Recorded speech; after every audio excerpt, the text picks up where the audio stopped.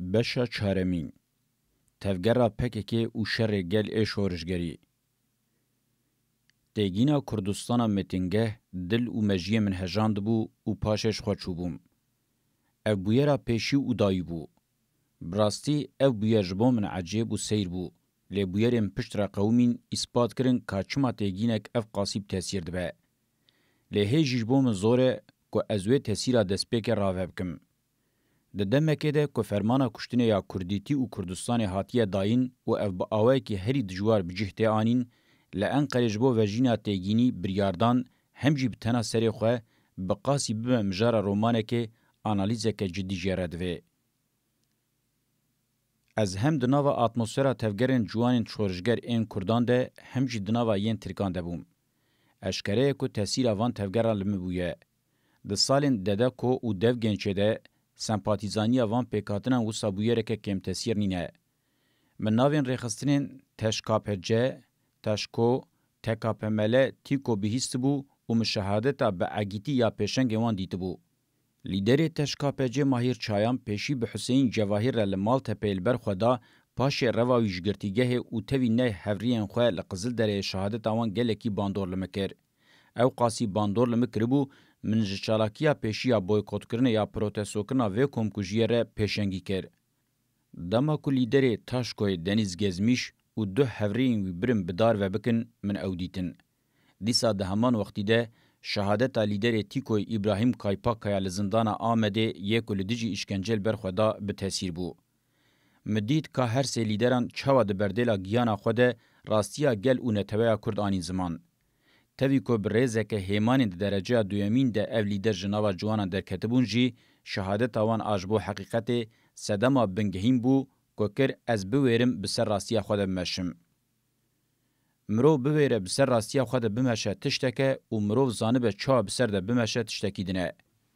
ده دما دبستان سرطایی ده من جزاروکان کوما نمیجه پیکانی بو و بوی ببوم خودی تجربه که. وکی دنجی تجربه من این چیکرنا کومن لگدنان هبون. لی مرو بویره بسر راستیا کجر ده بچه و گاوین وین پیشی باویجه افتشتکه که هفتای وینینه گاو آویتنه که تایبته.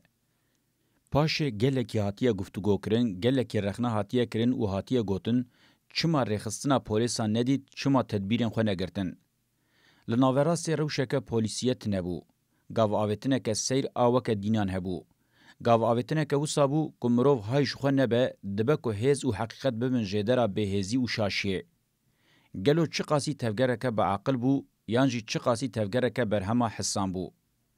برسفدان وان پرسان زوره یا راستی زیاده حوجه جینینه. لترکیه سال 1907 و 1908 بتیگینه که سیاسی یا شدو گوتنان پیکاتی مش و جیان گلکی گرینگه. نه سال روش مینا گلیان گران در باسبون. هدفا پیکاتنا وید هات پایین جی خیال جی بهتر شیرو و گراوی بو. همین منزانی بو که پیکانینا کومکه جی کارکی گلکی مزنه. نه زحمت بو که مروف تخمین بکه لیستکا ما یا کومه که مدلیست ویل برچاوین پولیسه کی استخبارات یه هری جهاتی جدی نگرتن و حنکه خو پیبکه. چاکو تجربه منا پیشیا جواکی ده که مراگهاند بو گندیه کی گوتو بو تجداره که هشکبوی رد پیوی توی داره که هشکبوی چاوه هشیم بکی. دیار بو به گوتنه از به باوری پیشوازی دکرم.